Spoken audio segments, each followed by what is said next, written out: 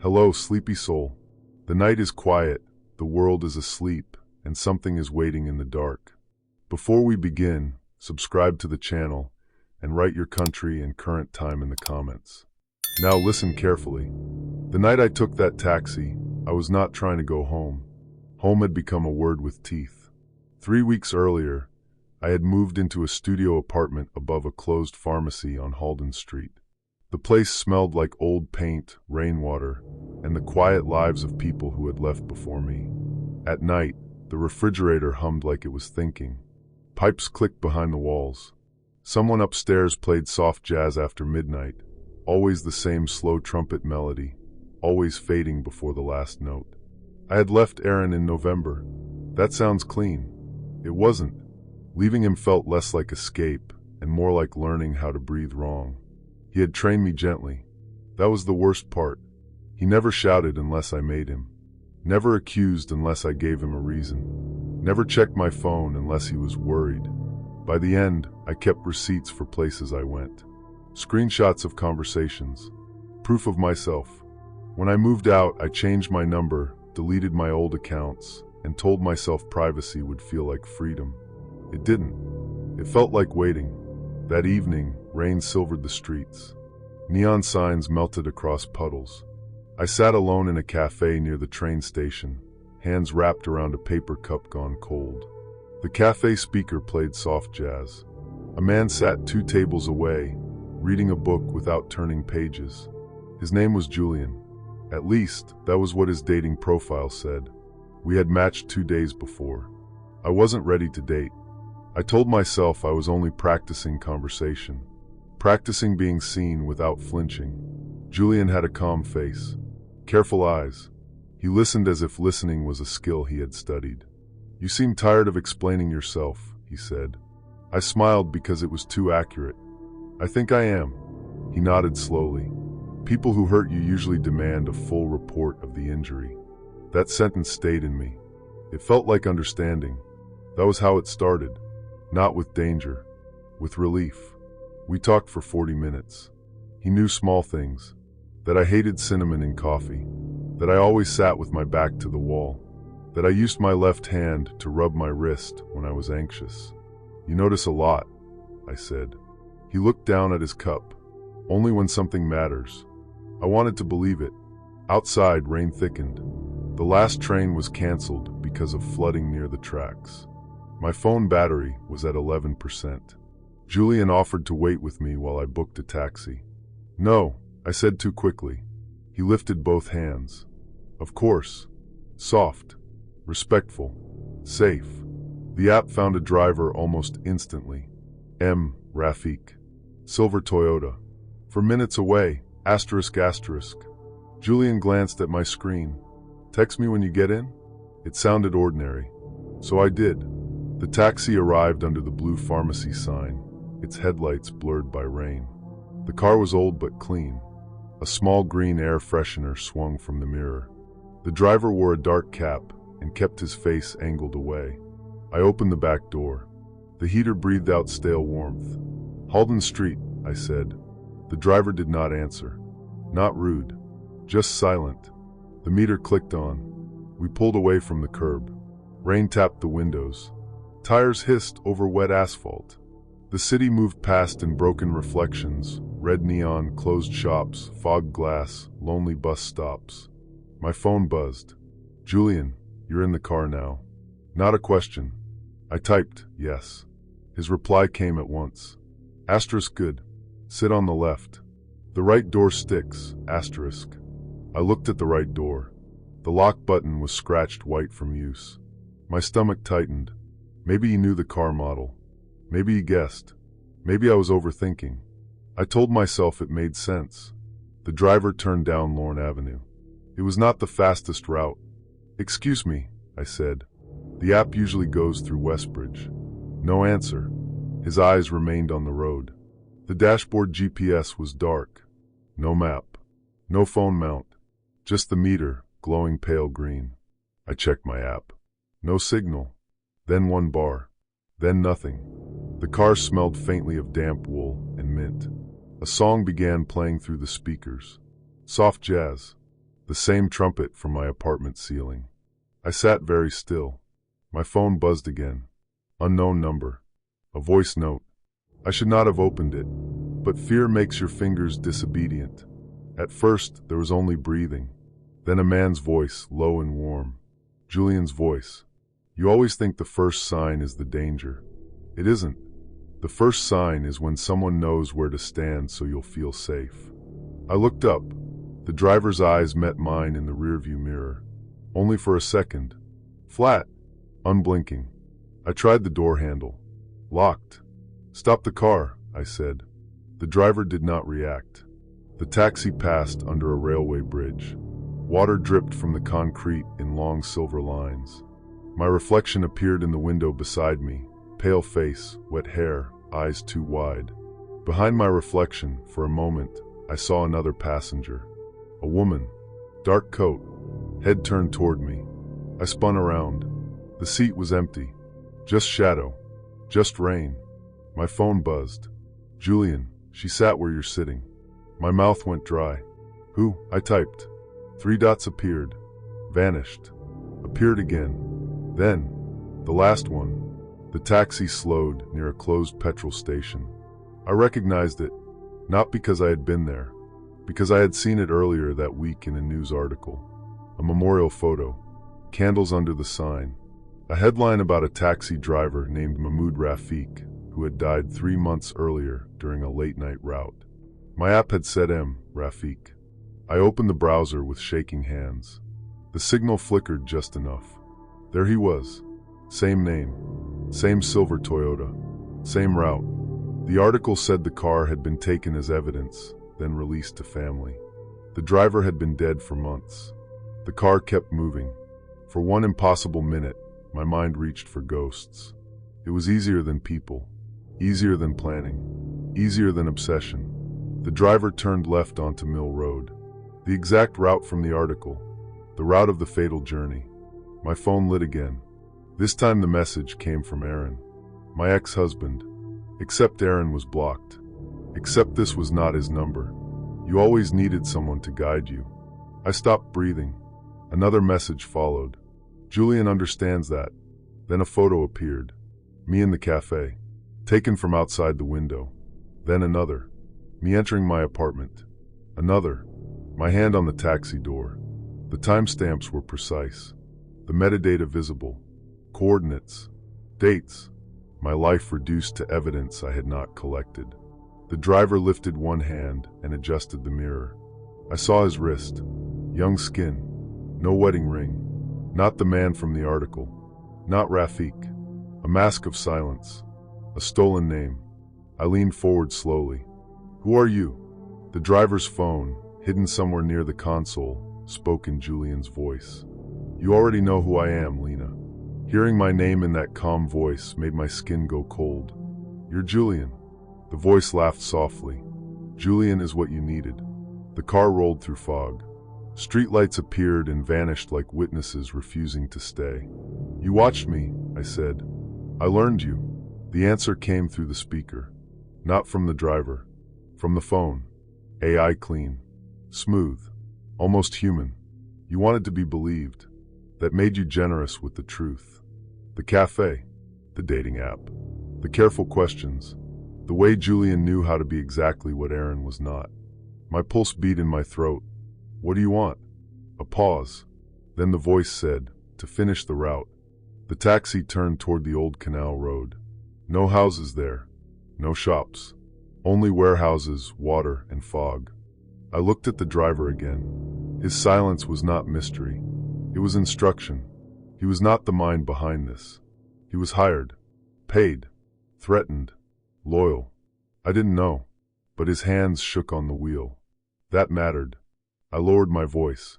He's using you too. The driver's eyes flicked toward the mirror. The speaker crackled. Don't do that, Lena. I kept looking at the driver. Rafiq is dead. This isn't his car anymore. This is evidence. The driver swallowed. A tiny movement. Human. The phone buzzed in my hand again. A video call. Julian. I answered. His face appeared in blue light.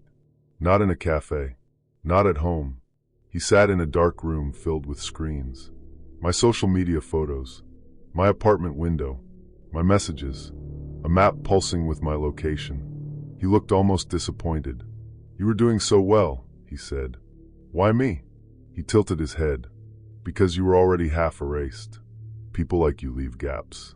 I enter them. No shouting, no madness, just theory. I've done this before," he said softly. "Different names, different cities. Some people need fear to understand intimacy." My hands trembled, but my voice did not. "I'm recording this." His smile faded slightly.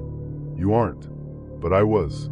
Not through the phone, through the small recorder app on my smartwatch, started when he first said my name. Aaron had made me obsessive about proof. For once, the habit saved me. I looked past the driver. Ahead, the canal bridge rose through the fog. A police sign reflected blue-white in the rain. Road checkpoint, random breath testing, or grace. The driver saw it too. The speaker voice sharpened. "Turn around." The driver slowed. "Turn around," Julian repeated. The driver did not. The car rolled toward the lights. Julian's face moved closer to the camera. "Lena, listen to me. You know what happens when people don't listen." There it was, Aaron's language, control wearing concern. The old fear opened in my chest. But something else opened beside it. Anger. Quiet. Clean. I pressed my thumb to the emergency call button. The phone connected. A dispatcher's voice filled the tiny speaker. "Emergency services. What is your location?" Julian's face vanished. The driver slammed the brakes. The taxi skidded lightly on wet road, stopping 20 meters from the checkpoint. I threw my shoulder against the door. Locked. The driver reached back. Not for me. For the lock panel. Click. The door opened. Cold rain rushed in. I ran toward the police lights barefoot, because one shoe had come off in the car. Behind me, the driver shouted something I couldn't understand. Officers moved fast. Radios crackled. Sirens began somewhere nearby, growing louder. I turned once. The taxi sat in the rain, headlights glowing like tired eyes. The back door hung open. Empty. Not haunted. Used. That was worse. They found Julian 2 hours later in a rented office above an abandoned printing shop. His real name was Nadir Cole. He had no permanent address. No real social accounts. 6 phones. 5 laptops. Dozens of fake profiles. A folder for me. Folders for others. Women leaving marriages. Men grieving partners. Students far from home. People between identities. He studied loneliness like architecture. He had purchased the taxi from Rafiq's cousin under a false name. Kept the dead driver's profile active through forged documents and stolen credentials. Recreated the final route because fear spreads faster when it borrows from tragedy. The silent driver was a courier he had paid in cash. He claimed he didn't know what was happening. Maybe that was true. Maybe it wasn't. The police kept my phone for evidence. My messages. My screenshots. The voice notes. The recording from my watch. A detective told me I had done well. I nodded because that was what people do when they survive. But survival is not applause. It is noise afterward. The refrigerator humming. Rain tapping glass. Phones buzzing in other rooms.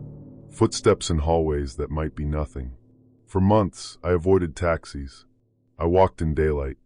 I sat in cafes facing the door. I stopped mistaking attention for care. Sometimes late at night, I still hear that soft jazz from the apartment above. The trumpet rises through the floor, lonely and patient. It reminds me of the ride, of neon shaking in puddles, of a dead man's name on a glowing screen, of a stranger who built himself from my wounds and called it understanding. I used to think privacy was about hiding.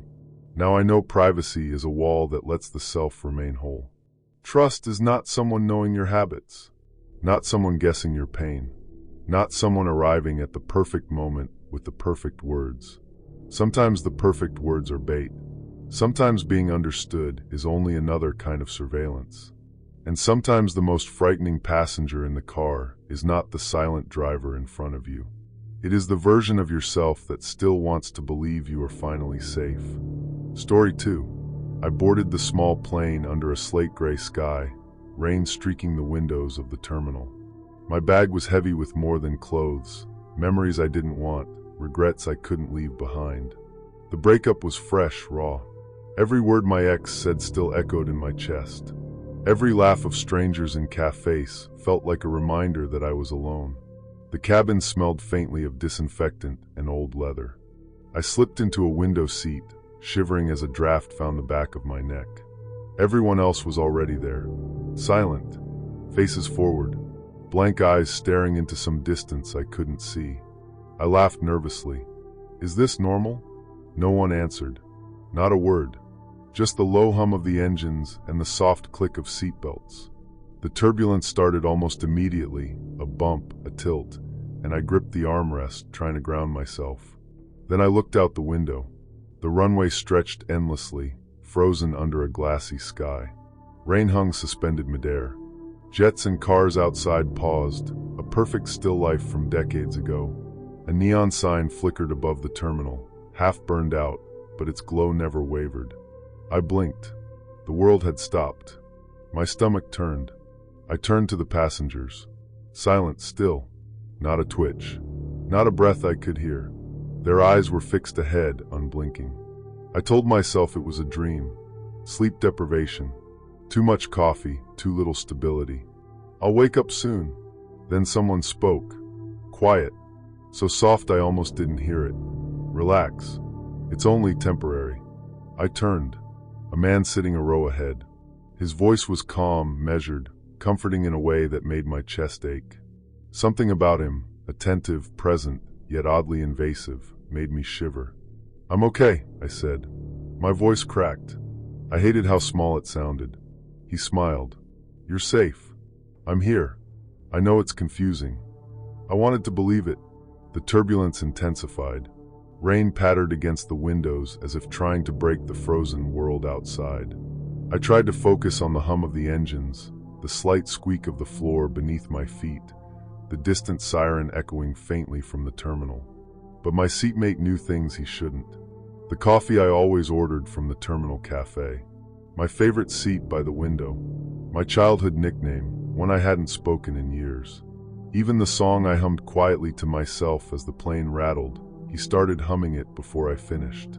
I don't understand, I whispered, heart hammering. How do you know that? Let's just say, he said softly. I pay attention. I told myself it made sense.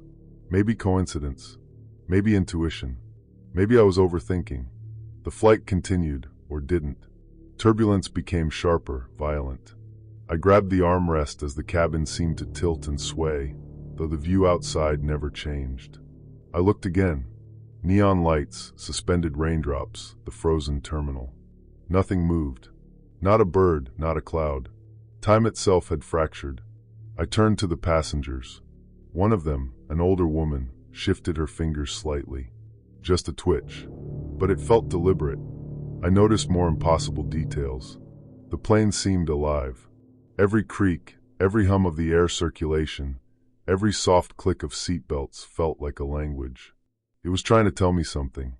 And then I saw it.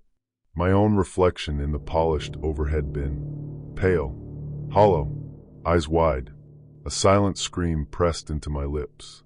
The man beside me, my comforting stranger, leaned close. His voice low, intimate. You're seeing what's real. Not everything, but enough. I shivered. My mind reeled. Emails I hadn't sent appeared on my phone mid-flight. Photos I hadn't taken appeared in my gallery. The frozen world outside, my reflection, the passengers, but always from angles I hadn't imagined. Metadata confirmed it. Someone somehow was tracking every moment, every breath. I rationalized. It's just a glitch. It's the system. I'm imagining it. But the unease deepened. I noticed patterns. The same passengers sitting in the same positions. Small details shifting impossibly between blinks. The fold of a jacket, the tilt of a hat, the glint of a ring. My heartbeat thudded in my ears. Why me? I whispered. You're not alone, he said. And you've been chosen by circumstance, by timing. Only those who notice survive this. I wanted to leave. Stand up. Run. But the aisle extended endlessly, passengers unmoving, frozen in quiet anticipation. My limbs felt heavy, almost separate from me. And then came the realization. The plane wasn't moving forward. It had never left the runway. The flight, the turbulence, the strangers, all illusions. I was trapped in a ghost flight, suspended in a bubble of time, haunted by a reality I could not touch. I tried calling out. My voice echoed but went unheard. The hum of the engines filled every cavity of the cabin. Even the phone buzzes, notifications, messages, arrived without origin. Someone had created an entire surveillance system around me. AI-generated voices, fake emails, digital obsessions stitched into the world I thought was mine. The man beside me, my guide, my stalker, my manipulator, smiled again. "You're safe if you trust me," he said. I told myself I trusted him. I told myself it made sense. I wanted to. Hours or maybe minutes passed. I couldn't tell. The outside world never changed. I realized the manipulation was precise, surgical. My routines cataloged, my emotional weaknesses exploited, my perception twisted. Every step, every breath, every heartbeat orchestrated. Then came the confrontation. I refused to stay silent. I screamed. The passengers' eyes finally shifted. Not to me, but to each other. The hum of the engines escalated. I grabbed the emergency exit. The door wouldn't budge. He leaned closer, whispering, "You can't leave until you see." And I understood. It wasn't the plane keeping me trapped. It was knowledge, observation, control. The flight, the frozen runway, the passengers, everything was a mirror of what he had constructed. A surveillance system designed to manipulate, to test, to teach terror. When the authorities finally arrived, called after a frantic airport employee noticed my absence, the truth unraveled. Burner phones, fake identities, AI voice files, metadata trails. He had woven himself into every aspect of my life, digitally, psychologically, invisibly. He vanished before capture, leaving only fragments of obsession. I walked off the runway hours later, soaked, neon reflecting in puddles, sirens wailing faintly behind me. My reflection in the terminal windows felt alien. I had survived the last flight, but I was irrevocably changed. Weeks later, I checked my emails compulsively, lock my accounts, screen calls, sleep with lights on. The ghost flight lingers. Shadows stretch a second too long. Reflections lag behind movement. I notice patterns, anomalies, echoes of control I cannot fully understand. I survived, but I am not the same. Trust feels fragile. Privacy a fragile illusion. Memory both weapon and trap. Boundaries blurred by the knowledge that someone could, even for a moment, exist inside my perception, my reality, my time. And when the rain falls on neon streets, I watch it pause midair, and I remember, control is never fully lost. But neither is vigilance. Time moves again, but I know the last flight is always behind me. And I ask myself, quietly, when the city hums in the distance, who owns your perception? Who defines reality? Who watches while you think you fly? Sometimes I fear the answer is no one. And yet everything. Story 3. The rain hit the city like a slow drumbeat, relentless, methodical. Neon signs fractured across wet streets. My coat clung to my shoulders, damp and cold. I had missed my stop 3 blocks back, staring at puddles and reflections that felt like other lives. I was lonely. That was the honest word. Divorce papers had been signed 3 months ago. My apartment smelled of old wood and unresolved arguments. Furniture half unpacked. Emails stacked in my inbox. Every message was a reminder. Someone had known me and decided to leave. I took the late train out of habit, more than necessity.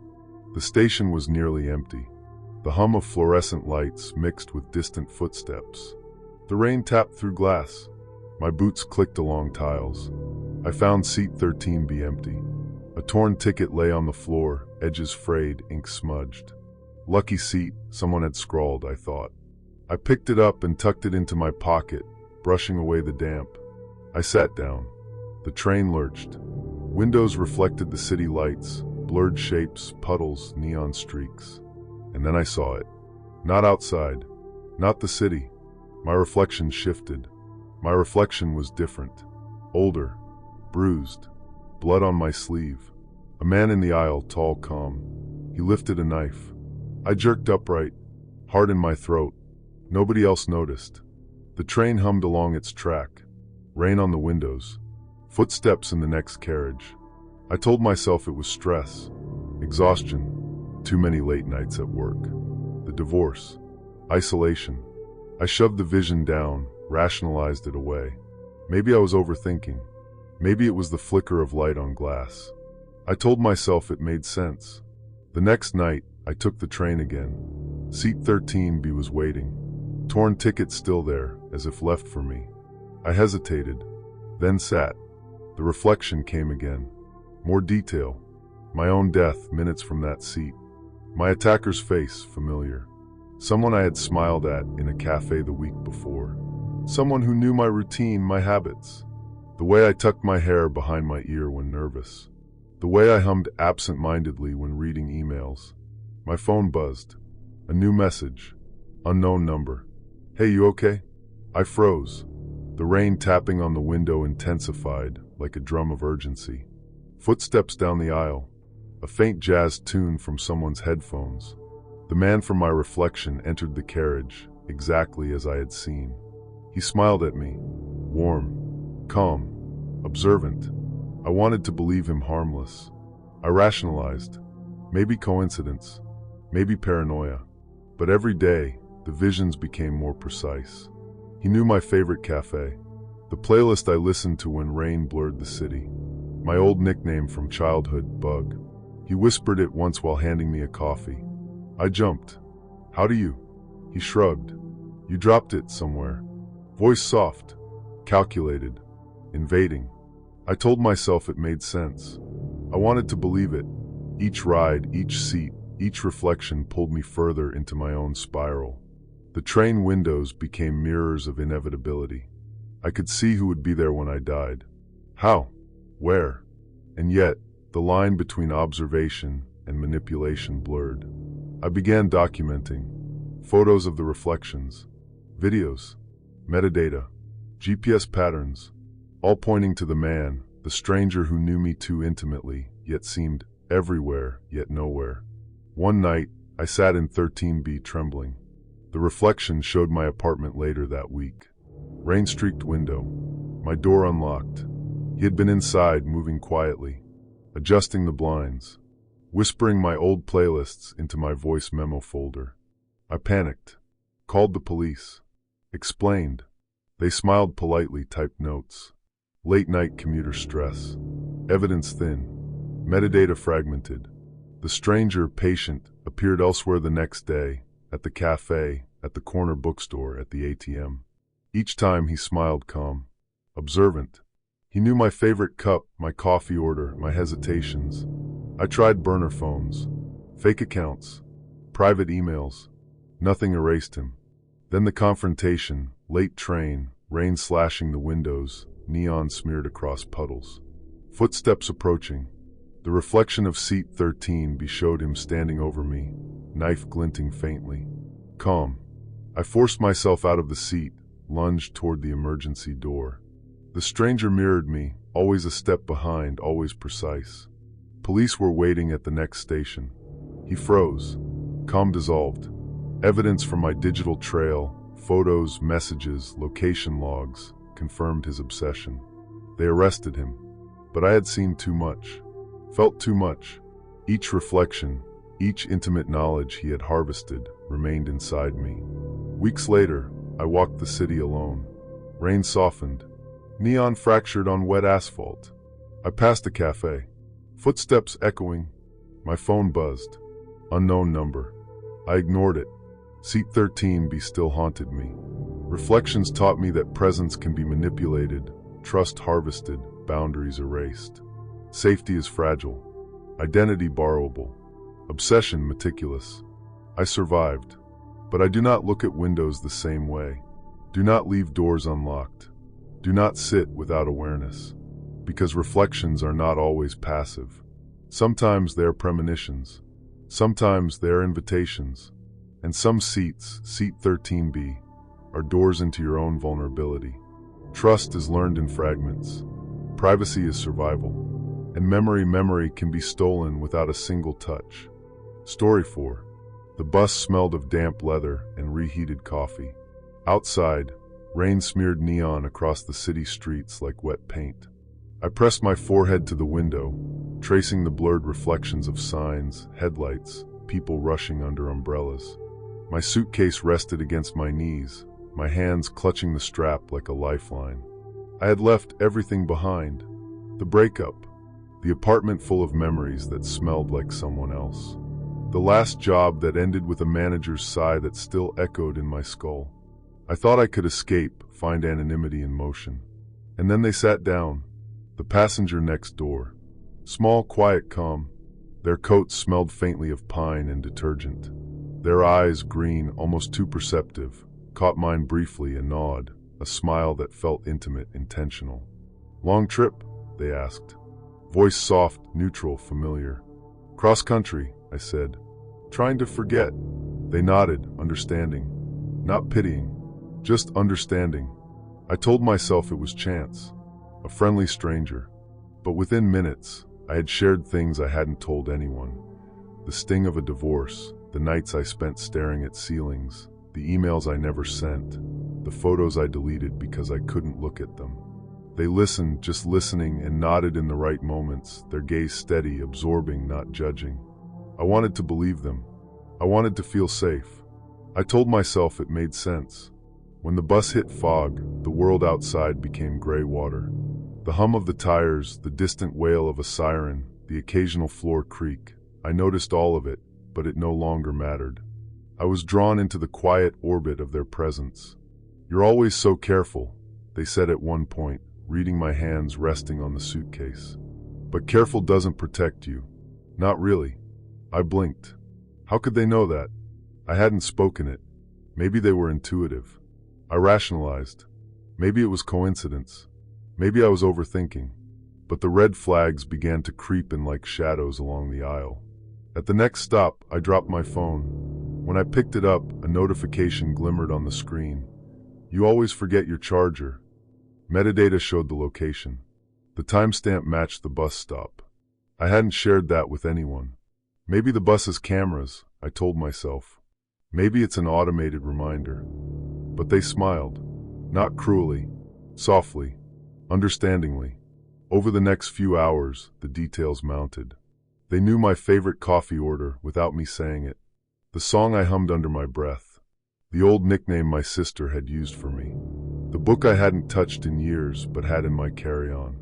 I noticed things, they said once, almost shyly. It's easier to remember people when you pay attention. I wanted to believe them. I wanted to trust. I told myself it made sense. By the time the bus crossed state lines, the world outside was a blur of rain and dark fields. I noticed they had subtly shifted to match my posture, mirrored my movements, even my breathing. Small, intimate mimicry. I told myself it was empathy. But then came the photo. A passenger across the aisle leaned over, snapping pictures with a phone. When I glanced at it, I saw their reflection in the window behind me. Not as they were now, but as someone else. The same passenger sitting here years ago, same green eyes, same coat, same faint smile. I froze. The memory and the reflection didn't belong to anyone alive. I checked my phone, looked up records. A missing person. A death notice. Years ago. The same description. I couldn't breathe. They leaned over, casual, curious. What is it? And nothing, I said. Heart hammering. I just thought I saw something. They smiled. Warm. Calm. You're tired. It's the long ride. I wanted to believe them. I needed to believe them. The bus stopped at a diner late that night. Neon flickered against wet pavement. I ordered coffee. They ordered the same. Waited until I took a sip. You like it strong, they said. They weren't guessing. They knew. Everywhere we went, it was the same. The way I adjusted my scarf, the way I tucked my hair behind my ear, the way I scrolled my phone. They knew. Always. Intimately. Invasive. Emails arrived that night. Photos of the diner, time-stamped exactly when we were there. Metadata confirmed location. Voice notes captured me talking to the waitress. It wasn't supernatural. It wasn't a ghost. It was someone who had rehearsed the lives of everyone who ever sat here. I didn't sleep. The motel smelled of bleach and damp carpet. The hum of the heater, the tap of rain against the window, the soft jazz from the bar downstairs. I noticed all of it. And in the corner, their coat from the bus, folded neatly. Not there, just remembered. By morning, the pattern was clear. They had done this before. To others. To everyone who sat next to them. They recreated lives, played them, watched them, memorized them. I tried to escape. Checked into a different motel. Changed my route. Deleted social media. Changed my phone number. They were already there. Standing by the counter, smiling. Calm. Observant. You can't hide, they said. Almost gently. I'm not trying to hurt you. I just remember. I wanted to believe. I wanted to rationalize. I told myself maybe it wasn't real. Maybe I was hallucinating. The spiral accelerated. Emails. Photos. Voice notes. Footsteps outside my room. Phone buzzing late at night with a recording of me humming alone in the motel bathroom. Every private habit known. Every secret exposed. Every routine mirrored. I called the police. Showed metadata, email headers, IP addresses, burner phones. They were skeptical, then alarmed. A pattern emerged. Fake identities, constructed profiles, long-term observation, stalking campaigns. Multiple victims across states. Years of obsession, perfectly executed. When they finally caught up with them, the confrontation was quiet. No shouting. No struggle. Just calm, polite compliance. Observant, calculating, intimate. Their smile never faltered. You see, they said softly, almost kindly. I didn't lie. I remember. I left the police station with a hollow sense of survival. Rain tapped the windows. Neon reflected in puddles. My hands shook. My apartment smelled of coffee and paper and wet streets. The hum of my refrigerator. Footsteps that weren't there. I am alive, but I am not unchanged. I touch my phone carefully now. I notice reflections differently. I watch my surroundings with suspicion. Every casual glance feels like surveillance. Every conversation, potential manipulation. Boundaries, privacy, identity, they are fragile, delicate, breached. I survived a passenger who wasn't there, or who always was somewhere in every life, in every seat, in every reflection. Someone who played the endless game of intimacy and memory, reconstructing the lives of strangers with obsessive precision.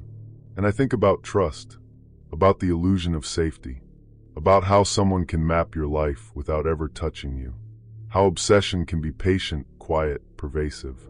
Sometimes, when the rain hits the window, I imagine them sitting across from me again, smiling, calm, knowing. I shiver, not from cold, but from the awareness that the world is full of people who watch, who remember, who replay lives for reasons you can't comprehend. I am here. I exist. I breathe. But the passenger next door taught me that identity is fragile. Memory can be weaponized. And safety, real safety, is something you carry inside, even when the world has already been inside you. I step outside. Neon reflects in puddles. Jazz drifts faintly from a distant cafe. I am alone, but I know the world remembers me, even when I think it doesn't. And I survive. Story 5. Rain fell in thin, relentless sheets. Neon signs fractured across the wet streets, blinking in rhythms that made the city feel alive and empty at the same time. I gripped the steering wheel tighter, the leather slick under my palms, and reminded myself I had survived worse nights. I had moved to this city 6 weeks ago, leaving behind a marriage that left more scars than memories. My apartment smelled faintly of cardboard and detergent. The fridge hummed. The pipes groaned. I was alone, rebuilding. Every ride in this car felt like therapy, temporary connections with strangers I would never see again. The ping came at 11:17 p.m. A ride request 2 miles away. The app labeled it urgent. I pulled under the flickering street lamp. A woman emerged from the mist. Her coat was vintage wool, her hair damp but perfectly in place. She smiled, small, knowing. "Hi," she said. Calm. Attentive. "I need to get somewhere by midnight." I nodded. "No problem. Where to?" Her voice carried the kind of precision that made you feel exposed, yet safe. "Maple Avenue. Number 56. I told myself it was normal. I wanted it to be. We drove through wet streets. Rain drummed on the roof, wipers slicing the reflections of neon lights into jagged mirrors. She didn't talk much, but when she did, she asked questions that pierced the loneliness I carried. "Did you always drive at night?" she asked. Her voice was soft, observing. "Sometimes," I said, unsure why I was answering. "It's quiet. I like the quiet." "I can understand that," she replied. Her eyes caught mine in the rearview mirror. Intense, knowing. I told myself I was overthinking. Maybe she was just empathetic. Then she mentioned details, tiny ones I had never shared aloud. The cafe I visited every Wednesday, the jazz song I hummed alone while making breakfast, the way I sometimes twirled the ring on my finger I'd long stopped wearing. I laughed nervously. "You must have good memory." "I notice things," she said simply. I wanted to believe her. I told myself it made sense. The GPS rerouted us. "Turn left here," it said. But the streets twisted strangely. I followed instructions, yet the road looped. The same wet intersection appeared again. Neon flickered in repetition. "Odd," I murmured. Her smile was calm. "Cities sometimes fold on themselves at night." "Don't worry." I laughed, but unease coiled in my chest. Minutes, or was it hours, passed. The route repeated. Each turn felt familiar.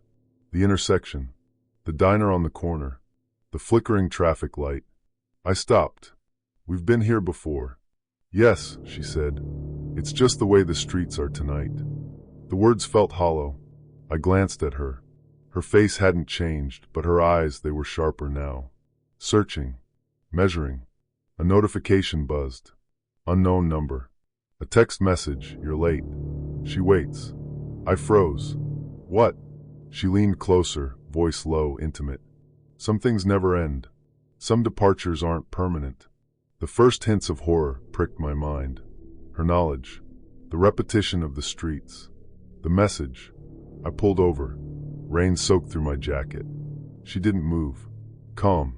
Observant. "I need to know," I said. "Who are you?" "I'm someone who was waiting," she said. "For a long time." I laughed nervously. "Waiting? For me?" She smiled, too slowly, too perfectly. "Not for you exactly. For this." She tapped the GPS screen. "This loop. This night. It has been waiting decades." The world snapped. Pieces fell. A memory surfaced, a crash 30 years ago. Maple Avenue. A late-night driver. A woman. Gone. Never found. You died," I whispered. Her eyes glinted in the rearview mirror. "Yes, but waiting doesn't always feel like death. Some things linger. Some need a driver." The GPS glowed. The map folded back on itself, every turn returning to the same intersection. I realized we were trapped. The city was no longer a city. It was a loop. Endless. She was the reason.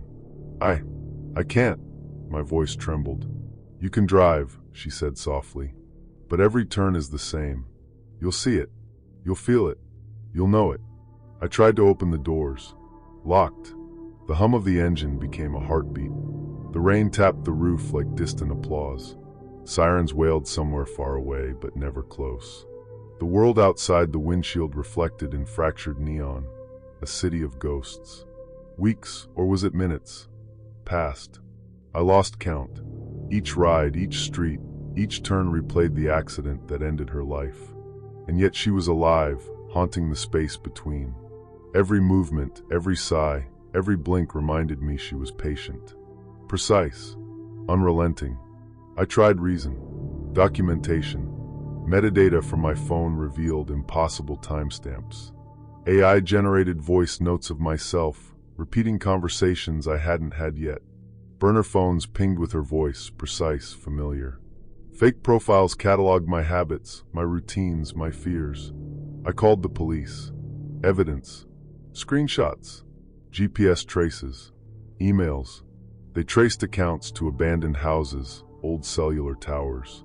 But nothing explained her. Not really. Not the loop. The confrontation came quietly. Rain pounded the roof.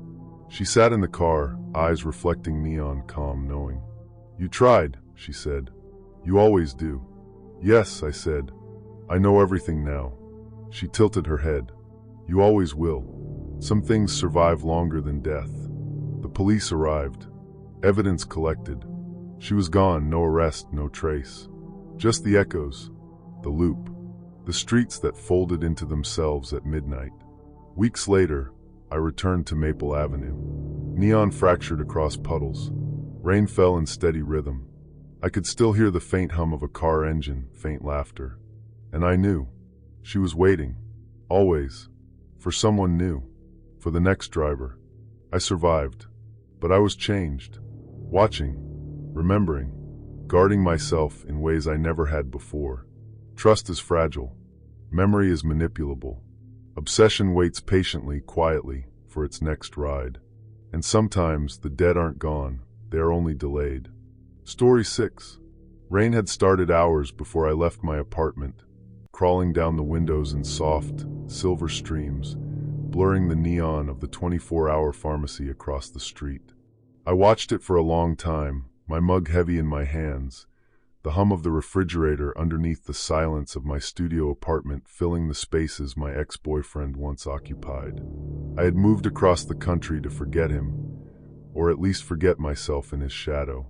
3 months of furniture half unpacked. 3 months of sleeping with earplugs and a white noise app. 3 months of scrolling through dating apps, hesitating at every profile because I was learning painfully that loneliness could be contagious. The airport was nearly empty when I arrived.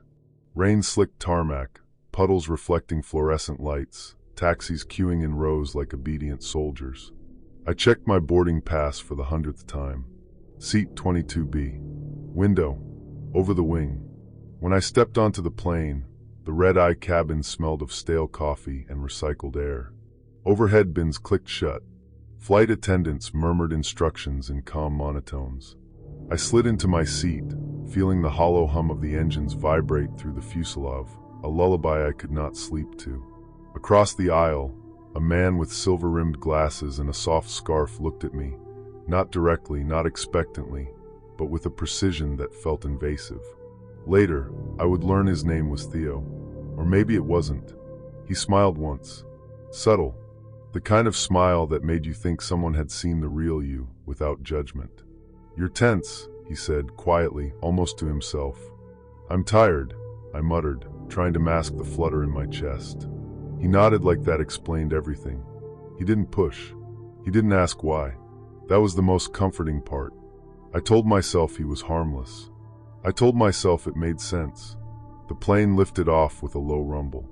Through the window, the city shrank into grids of neon and black, rain reflecting in its own distorted symmetry. Hours passed. The cabin lights dimmed. People slept in awkward angles.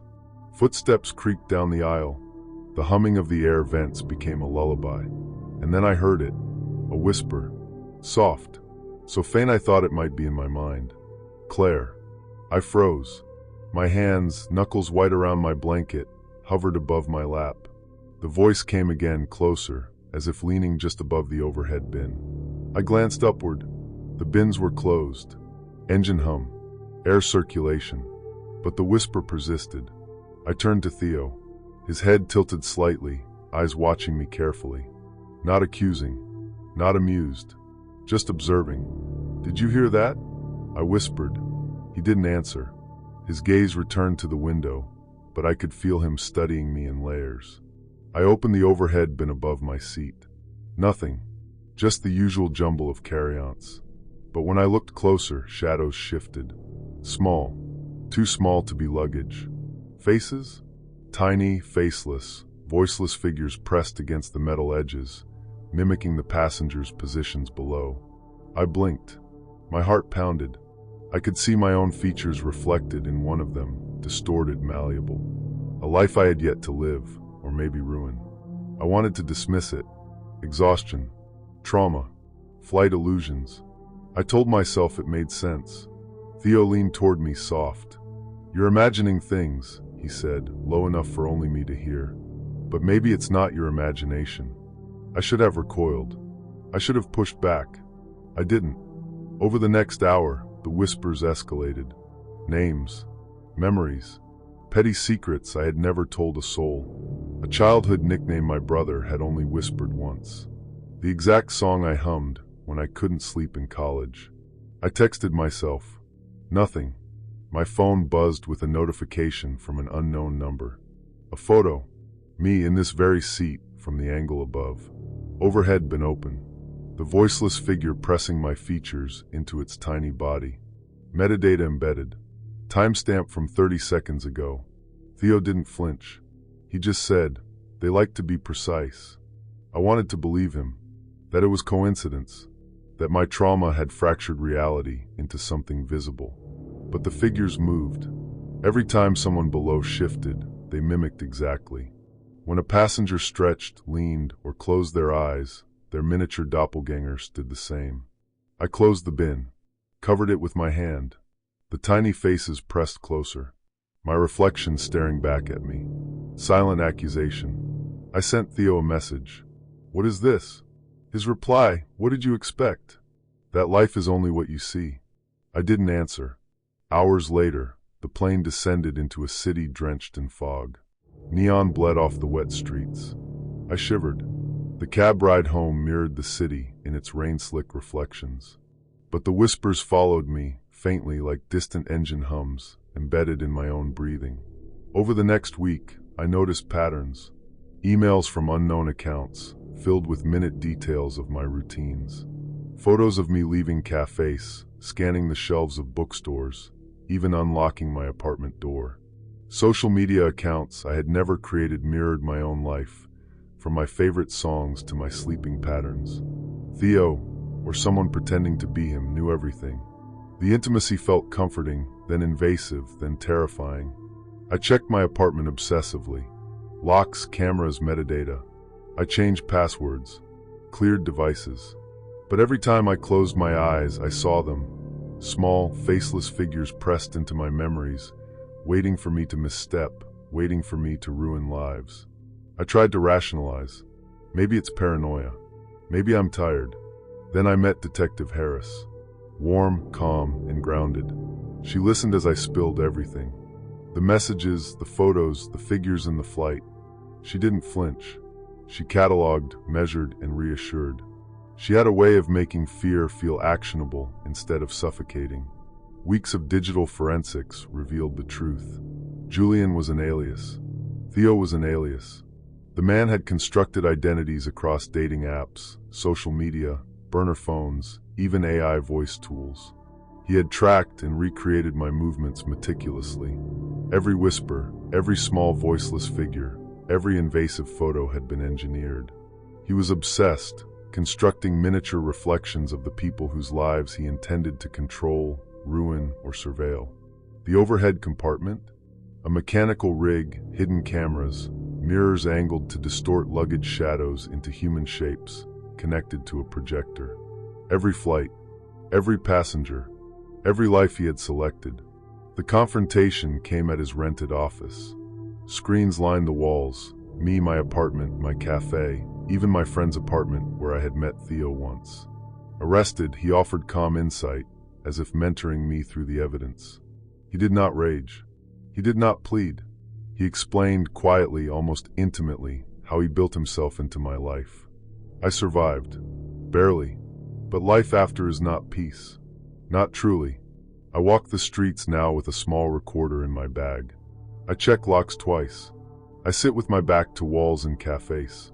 Every new person I meet is measured by what they know, by what they reveal without asking. Every reflection, every whisper in a passing window makes me pause. The voiceless figures no longer appear physically, but their echo lives in me. In memory, in paranoia, in the careful habits I have developed. Trust is fragile. Privacy is armor. Obsession can wear a mask of intimacy.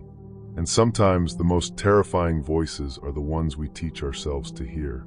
Because the people who study you, who map your life with precision, do not need to speak. They just need to watch. And you, eventually, realize that every detail they knew was already yours to guard or lose. Story 7. The rain had been falling for hours, streaking neon across the streets, turning puddles into mirrors of orange and pink. I walked through the city, coat collar up, hands stuffed deep in pockets. The breakup was still raw, a hollow ache in my chest I couldn't shake. Cafes smelled of burnt coffee and wet pastries, but even that comfort felt distant. Loneliness had become a physical weight, pressing into my shoulders as I descended the subway stairs. The train arrived empty. The lights flickered faintly above, humming against the wet tiles. I stepped in, footsteps echoing across the metallic floor. The seats gleamed under the overhead lamps. Silent passengers, or none at all. The doors closed, and the train lurched forward, the rhythm of the rails vibrating up my spine. I noticed it immediately. My reflection in the window. But it wasn't me. Not really. It moved differently. Smiling when I didn't, frowning when I did. A strange, violent energy curled around its shadowed form. I laughed nervously, gripping the pole. It's stress. Too much coffee. I'm tired. Yet the reflection's hands twitched. Its eyes followed the other passengers, or the emptiness, more keenly than my own. Its movements were precise, deliberate, like rehearsed violence. And then I noticed something impossible. Every action it performed eventually mirrored in my reality, seconds, then minutes later. I wanted to believe it was coincidence. On the next stop, a woman stepped in. Calm, smiling faintly attentive. Mind if I sit? She asked, voice soft, intimate. She introduced herself as Mara. Her warmth felt like a blanket against the chill of the carriage.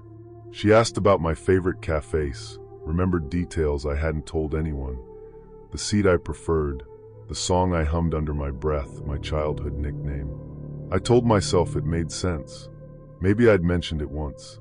Maybe I was overthinking. The reflection grew more insistent. It started whispering things I hadn't yet said aloud.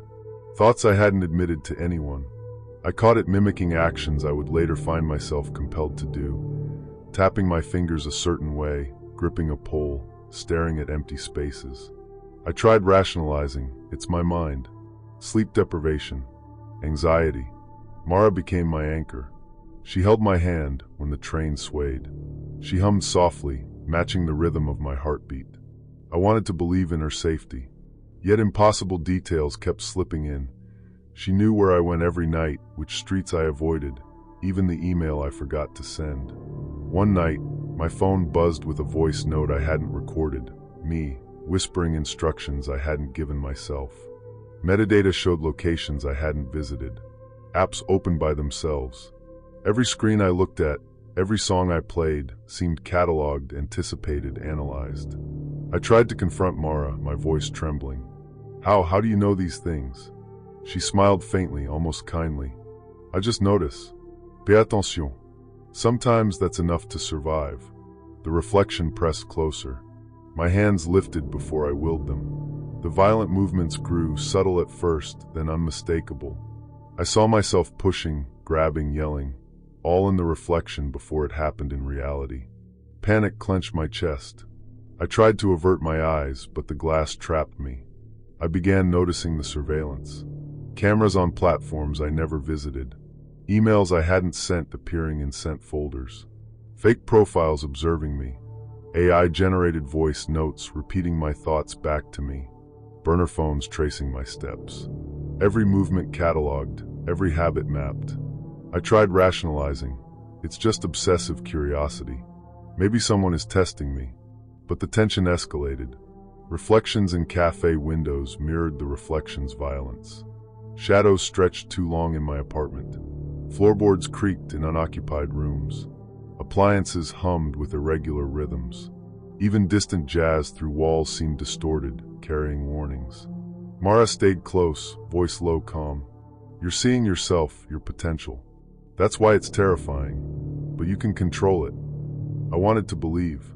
I clung to her words, her attention, her warmth. Yet I began noticing patterns.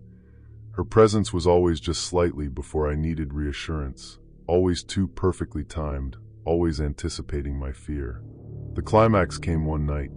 The reflection's hands reached outward from the glass, bloody, trembling with intent. My own hands followed, compelled. Mara smiled, leaning close, whispering softly, "This is the test." I screamed, tearing my gaze away, stumbling to the exit. Phones buzzed relentlessly. Notifications poured in. Voice notes of myself I hadn't recorded, emails I hadn't written, photographs of myself in motion I hadn't taken. My identity was fractured, catalogued, anticipated. Police traced anomalies weeks later.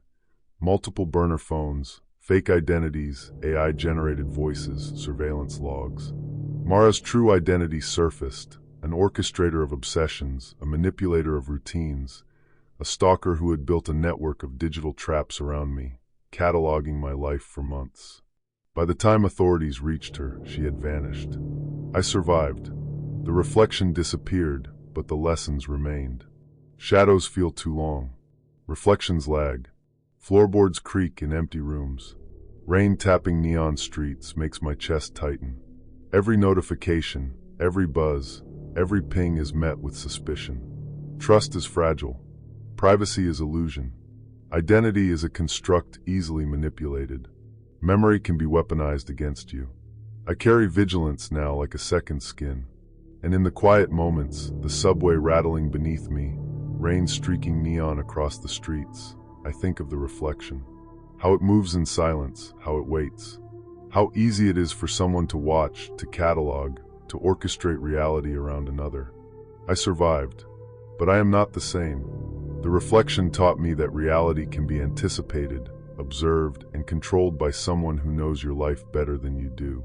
And when the lights flicker, and the city hums faintly through puddled streets, I ask myself, who owns my perception? Who defines the life I see in the window? And how long before the reflection becomes reality again? I don't know, and I fear I may never know. Story 8. Rain blurred the city.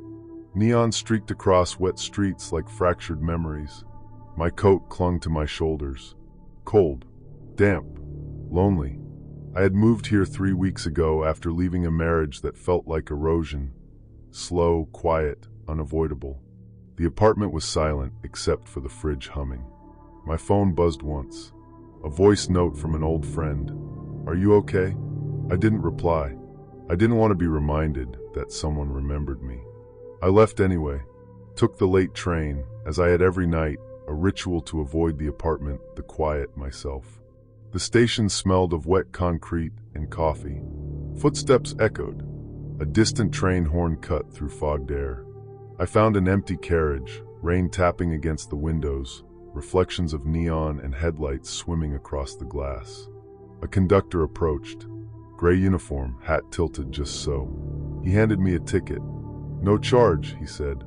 Voice calm, measured, the kind that suggested you could trust him. "Seat 7 in the secret car." I hesitated. "Secret car?" "Just a special carriage. You'll see. Quiet. No one else. For reflection." He smiled, perceptive, faintly invasive. "You might need it."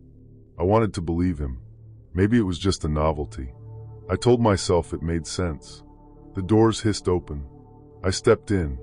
The car was empty. Dim lights, polished wood, soft hum of the train. Jazz from a small speaker, faint, comforting. A cup of coffee waited on a folded napkin at my seat. I hadn't ordered one. I blinked, swallowed, touched the cup. Warm. Inviting. I sat. Rain tapped the windows. Neon fractured across glass. Outside, the city vanished into darkness. At first, nothing unusual. Then subtle, a footstep behind me but no one there. A breath against my neck. Humming, faint, like the fridge back home. I turned. Empty aisle. The train car was no longer empty. Chairs filled with passengers, silent. Still. Watching me. Faces familiar, yet unfamiliar. A woman I recognized from the morning commute last month. A man from a cafe where I had spilled coffee on myself. People I had only known fleetingly, snapshots of life I barely remembered. And yet they were all dead. Accidents, suicides, collisions. I had read about them, seen their faces in local papers. Obituaries. I wanted to believe I imagined it. I told myself it made sense. Then the subtle impossibilities began. They knew things. My routines. Favorite cafe. The playlist I hummed when I walked home. Childhood nickname, long buried. Personal details I never shared, yet here they were waiting, silent, observing. I tried rationalizing. Maybe it was coincidence. Maybe exhaustion. Maybe imagination. I told myself it made sense. The days blurred. The train returned every night. I found the ticket always in my pocket, damp from the city rain. Each ride, the passenger's attention sharpened. Each reflection in the glass revealed something I hadn't noticed. Tiny movements, subtle gestures, intimate knowledge. A man approached one evening, sitting across from me. Calm, observant. "You seem tired," he said. Voice quiet, warm. "Rough week?" "Yes," I whispered. "I thought so," he said. Eyes soft, probing. "You hum when nervous." Like on Tuesday, at the coffee shop. I froze. I had not told anyone. Not him. Not anyone. Maybe you noticed," I said, rationalizing. "Maybe coincidence." He smiled. Patient. Gentle. Too precise. Over the next week, he appeared elsewhere. The cafe. The bookstore. The ATM. He knew when I was alone, when I avoided crowds, when I hummed a song no one else would hear. The line between comfort and manipulation blurred. The train became a spiral.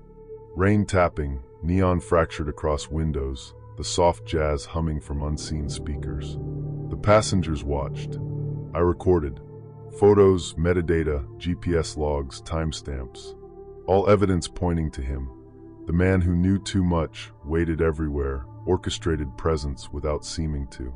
I confronted him one night on the train. Footsteps echoed, rain streaked neon across the windows. "Why?" I whispered. He leaned close, calm, measured. "Because you let me. You always let someone in." Voice soft, persuasive, observing. Police were called. Evidence collected. The train empty, normal, mundane. Logs of messages, metadata, surveillance footage, burner phones, digital breadcrumbs. He had built an obsession, mapped my life, known where I was weakest, orchestrated it all. He was arrested. Calmly, almost kindly. He claimed it was care, preservation. Obsession masquerading as concern. The train ride stopped. Rain softened. Neon fractured on wet streets, harmless again. Yet I could not forget the passengers, the silent watchers, the precise intimacies, the soft jazz, the humming appliances, the footsteps that always followed. I survived. But I am different. Mirrors, windows, reflections, they hold terror now. Privacy is survival. Trust is a transaction.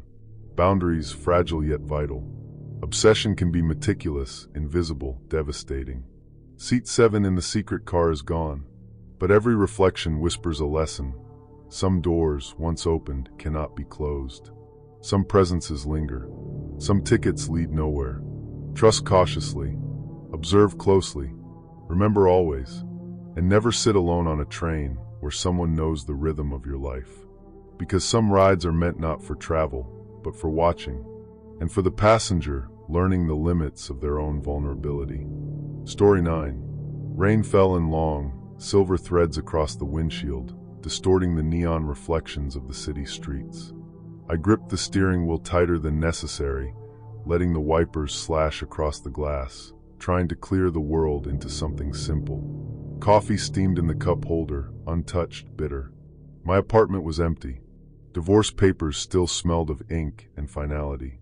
I hadn't spoken to anyone in days. My hands shook from too much caffeine and too little sleep. I shouldn't have picked them up. But they were there, soaked, thumb out, jacket plastered to their body.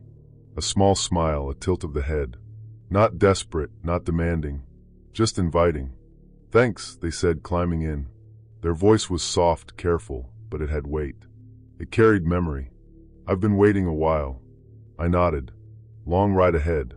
They looked out the window, fingers tracing the fog. "I like rides. Quiet. Movement. It lets stories breathe."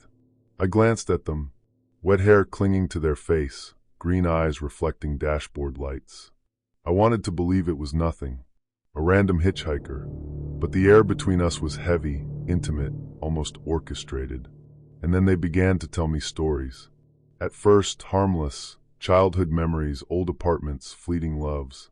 I told them about my own life, the loneliness, the nights staring at the ceiling, wondering if anyone remembered me. I wanted to believe them. I told myself it made sense. Someone listening is not dangerous. Someone listening is human. The first stop was a diner on the edge of town. I parked. Neon reflected in puddles outside, distorted like watercolor. They spoke quietly while I poured coffee, describing a man in a car at the far end of the lot. Details precise, his jacket, the way he rubbed his hands together, the slouched posture. I laughed nervously. I think you're imagining things. Minutes later, a car screeched, metal folding over metal, a horn blaring, glass shattering. I stared in disbelief. The description matched perfectly. Every detail, the story, the death. I wanted to believe it was coincidence. I told myself it made sense, but the next stop confirmed it wasn't. A highway gas station. They leaned against the seat, calm, watching the cars. Their voice was gentle as they described a young couple in a red sedan, arguing, the boy gripping the wheel, the girl brushing hair from her face. I shivered. My heart raced. I tried to rationalize. Maybe it was a story from the news. Maybe it was guesswork. The horn of the red sedan blared seconds later. Skid marks. Impact. Screams. I dropped my coffee. Steam clouded the air. They smiled faintly, almost empathetic. I told you. I wanted to believe them. I wanted to rationalize. I told myself maybe I was overthinking. The drive continued. Night pressed in around us. Fog rolled over the asphalt. Rain tapped the roof in soft percussion. I noticed the subtle cues first. The way they knew when I needed to stop, where I liked to park, the small habits I thought no one noticed, the sleeve I twisted when nervous, the playlist I always chose when tired. How do you know that? I asked one night, voice shaking. Notice everything, they said. Calm, observant, almost kindly. It's easier to remember people when you pay attention. I told myself it made sense. I wanted to believe it. By the third stop, the pattern was undeniable.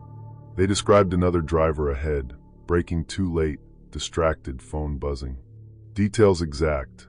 Hands on the wheel, color of eyes reflected in headlights, a keychain dangling. I looked up, frozen, as a crash unfolded. The scene replayed the story with precision. Silence filled the car. Only the windshield wipers and my ragged breathing. I realized slowly that I wasn't just a witness. I was part of the story. Each tale had a pattern, the lives around us ending. And each time they watched me, learned from me, mapped my fears, my routines, my reactions. Every pause I made, every glance, every tension, I was teaching them, feeding them. At a rest stop under flickering fluorescent lights, I tried to confront them. Why tell me these things? They smiled. Soft, calm, observant. Because you need to see it. Because seeing teaches you. And because soon it will be you. My stomach dropped. I laughed nervously. That's impossible. Nothing is impossible, they said. Not if you listen carefully. The road blurred past. Neon puddles stretched and snapped. Rain on the roof sounded like fingers drumming on a coffin lid. My hands trembled on the wheel. I checked the rearview mirror obsessively, but I wasn't just watching them. I was watching myself. My reflection, haggard, pale, aware. The emails came next. Anonymous accounts. Metadata showing exact locations. Voice notes, my own voice, captured at rest stops in motels. Every detail of my trip, mirrored and archived. I couldn't escape. Every red light, every stop, every diner. I saw their stories play out in nearby cars. Every driver, every passenger, every pedestrian, they fit the narrative. And I was the next chapter. By the last leg, exhaustion weighed on me. Coffee gone cold, eyes burning, fog pressing against the windshield like a living thing. I noticed a car tailing us, not just behind, but sometimes beside in mirrors, shadows. Their headlights reflected mine in warped patterns. They reached over, gently, a hand brushing mine on the wheel. Calm. Observant. It's almost time. You understand now, don't you? I wanted to fight. My hands gripped the wheel harder. No, this isn't real. You can't. Watch closely, they said. This is the final lesson. The city lights stretched out in neon streaks. They whispered stories of me, my own mistakes, my own fears, my own death, interwoven with other drivers I had glimpsed along the way. And I realized I had been teaching them unwittingly. Every glance, every movement, every private thought I let slip, they recorded it, replayed it, used it. The crash came like a blink. Metal folding, glass spraying, screams, pain, heat, and I saw myself in it, exactly as they had described moments ago. I survived, somehow, but not unscathed. The police came, as they always do. Evidence, GPS metadata, burner phones, social media accounts, emails, voice notes. It was a campaign of obsession, of surveillance, of precise psychological manipulation. Multiple victims, years of stalking, constructed identities. They had been everywhere, always learning, always observing. I returned home weeks later. Apartment silent, rain tapping against the window, neon reflections fractured in puddles. The coffee smelled stale. The refrigerator hummed. Every sound reminded me of them, of the way attention can be invasive, obsessive, patient. I touched my phone cautiously. Every notification makes me flinch. Every reflection in glass reminds me that identity can be mirrored, stolen, rehearsed. Memory is fragile. Safety is fragile. I survived the hitchhiker, but I am not the same. I walk city streets differently now. Watch my surroundings. Observe patterns. I know the world remembers me, even when I don't. Obsession is quiet, meticulous. Boundaries are permeable. Trust is fragile.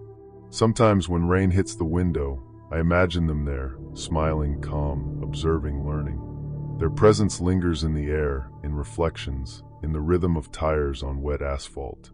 I breathe. I exist.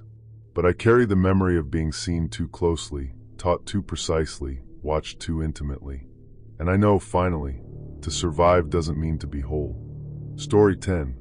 The hum of the engines was steady, almost hypnotic. The fluorescent lights above flickered faintly, casting long shadows across the aisle. I stared out the window, eyes tracing the clouds below, thick and endless. I had always taken flights to escape, cities, relationships, memories, but this time, the escape felt like a lie. I had left my apartment 3 weeks ago. A breakup that wasn't loud, just slow and corrosive. A divorce that stripped me of routines I didn't know I relied on. The solitude was supposed to be healing, but it had only sharpened the edges of loneliness. My apartment smelled of stale coffee and cleaning products I barely remembered to use. The fridge hummed like a constant, low reminder of my isolation. Beside me, the seat remained empty for now. The passenger next to me hadn't arrived, which I secretly preferred. I liked the window seat, liked the sky, liked the soft jazz music I had cued in my headphones, though I didn't have the courage to turn the volume high. Then she appeared. She slid into the aisle seat silently, almost as if she had always been there. A scarf wrapped neatly around her neck, hair damp from the airport rain, eyes calm but piercing. "Hi," she said softly. Her voice was low, intimate, the kind that made you feel like your loneliness was understood. "Mind if I?" I shook my head. She smiled, and it felt like someone had swept a floor I hadn't noticed was dirty. "I'm Mara," she said. "And you?" I told her. My voice sounded fragile, even to me. She nodded, listening. Truly listening, in a way I hadn't felt in years. The conversation was quiet, observant. She asked about my work, my travels, small personal things. Things I hadn't intended to share. And yet she knew, or seemed to know, how to phrase questions that made me reveal them. I told myself it made sense. She was empathetic, a fellow traveler. I wanted to believe that. Then I noticed them. Tiny figures moving between the clouds far below us. At first, I thought it was the sun catching ice crystals, a trick of the light. But the shapes were deliberate. They moved in patterns, figures like people, wandering endlessly across the white expanse. "Do you see them?" I asked. She glanced out the window. Yes. Her eyes didn't flinch. "It's mesmerizing, isn't it?" They look like passengers," I said, my voice small. "Like people." Her smile was faint, almost sad. "They are." I laughed, nervously shaking my head. "That's impossible." "I wouldn't say that," she said, her voice calm, measured. "Sometimes the past waits above us, tiny, trapped, observing." I felt a chill. The engines hummed. The air conditioning hummed.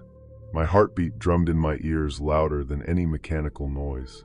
Hours passed, or maybe minutes. I began noticing her details, impossibly precise. She knew the cafe I visited in every city, the book I always abandoned halfway through, the song I hummed when I thought no one was listening. She referenced my old nickname, used by no one for years. I rationalized. "Maybe she just remembers patterns," I whispered. "Maybe I'm imagining things." The figures in the clouds multiplied, shifting. They mimicked our movements in miniature. Tiny versions of passengers across the aisle, sleeping, shifting, reading. Their faces eerily familiar. I recognized one as the woman who sat across from me at the gate, who had smiled politely before disappearing into security. Another mirrored the man I saw reading a newspaper in the lounge, gone by the time I boarded. "Who are they?" I asked. "They were," she said quietly, "passengers, like us, until something went wrong. The world felt fragile. I could no longer trust the window as a window. The clouds were not clouds. They were a mirror, a record, a trap. I noticed more impossible things. My phone buzzed with a text from an unknown number. "You're next." Emails arrived, containing flight manifests I hadn't accessed, metadata of my own messages I hadn't sent yet, social media profiles of people I'd never met, echoing my routines.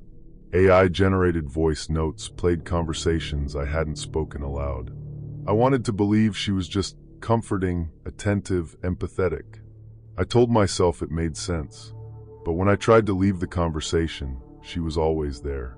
In the aisle, in the reflection of the overhead bins, in the peripheral glance from the cabin crew. She had a presence that felt stitched into the flight itself, like a shadow, precise, invasive. The plane hummed. The clouds moved beneath us, carrying their miniature inhabitants in endless loops. I realized the horror. These passengers were trapped. Recursive torment. Each tiny figure repeating moments of fear, loss, survival, or failure. And Mara was not merely observing. She was orchestrating. I confronted her quietly. You know what's happening." "Yes," she said, eyes calm, knowing. "I've seen it. I've been part of it. And now you've noticed too." The truth unspooled. Multiple identities. Multiple flights. A long-term obsession, meticulously documenting lives, constructing herself as both observer and warden. Each plane a stage. Each passenger a record. And now me. I called the authorities. Screenshots, metadata, burner phone traces, flight manifests. Evidence piled up, each piece more damning than the last. But the recursive torment, that was beyond their reach. The confrontation came quietly. Rain pounded the tarmac at our eventual landing. She stood by the gate, waiting calm, smiling as if the chaos was routine. "You see now," she said. "Some things survive in ways you cannot imagine. Observation, repetition, it's survival too." "Yes," I said, voice hollow. "I know." The police removed her, took her away, and the evidence was gathered. But the hum of planes, the fractal clouds, the tiny figures, they lingered in my memory, a rhythm I could not escape. Weeks later, I took another flight. Window seat. I glanced out. The clouds below shimmered. Tiny, trapped shapes moved in subtle patterns.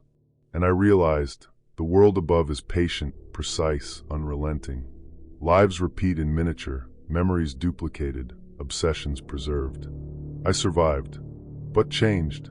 Watching, guarding my own routines, my own memory. Trust is fragile. Observation is persistent. And sometimes the dead are never gone. They are only suspended above us, waiting. and I will never forget them.